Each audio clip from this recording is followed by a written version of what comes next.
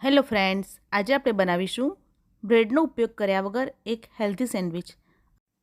અને સેન્ડવિચને વધુ હેલ્ધી અને પ્રોટીનયુક્ત બનાવવા માટે આજે આપણે અંદર ફ્રેશ લીલા વટાણાનો ઉપયોગ કર્યો છે.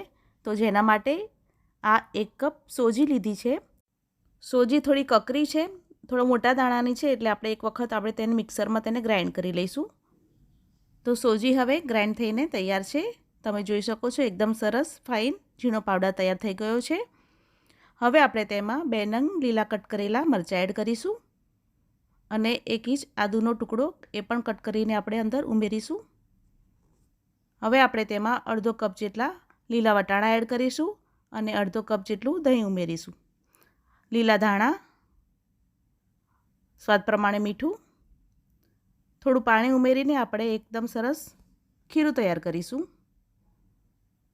તો તમે જોઈ શકો છો આ રીતે ડ્રોપિંગ કન્સિસ્ટન્સીનું આપણે ખીરું તૈયાર કર્યું છે. હવે આપણે ખીરાને 15 મિનિટ માટે રેસ્ટ આપીશું અને ઢાંકીને સાઈડ પર રહેવા દઈશું.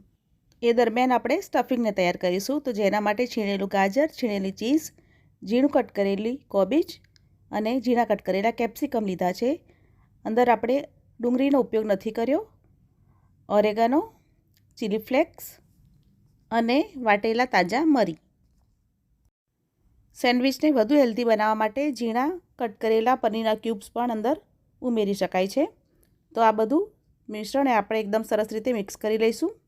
બ્રેડનો ઉપયોગ કર્યા વગરની ફરાળી સેન્ડવિચની રેસીપી આપણા ચેનલમાં છે, તો એની લિંક હું ડિસ્ક્રિપ્શન બોક્સમાં આપી દઈશ. તો આ સ્ટફિંગ તૈયાર છે. હવે આપણે સેન્ડવિચ ટોસ્ટરને ગ્રીસ કરી લઈશું અને જે ખીરું તૈયાર કર્યું હતું એ પાથરીશું. ટોસ્ટરની બંને સાઈડે મેં તેલથી ગ્રીસ કરી છે. તમે ઈચ્છો તો બટરનો ઉપયોગ પણ કરી શકો છો. હવે આપણે તેમાં સ્ટફિંગ એડ કરીશું. તો બધી બાજુ ચારે બાજુ પણ સરસ રીતે સ્ટફિંગ એડ કરી દઈશું. હવે સ્ટફિંગ એડ થઈ ગયું છે. હવે આપણે ઉપરથી પણ ખીરાને એડ કરીશું અને ચારે બાજુથી એને કવર કરી લઈશું.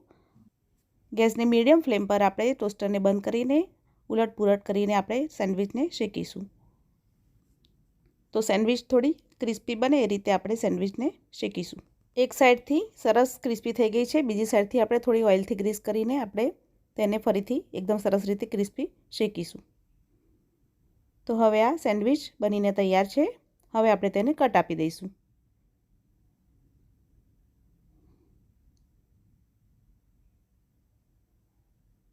તો તમે જોઈ શકો છો એકદમ સરસ આપણી એકદમ હેલ્ધી સેન્ડવિચ બનીને તૈયાર છે. તો તૈયાર છે બ્રેડ વગરની હેલ્ધી સેન્ડવિચ.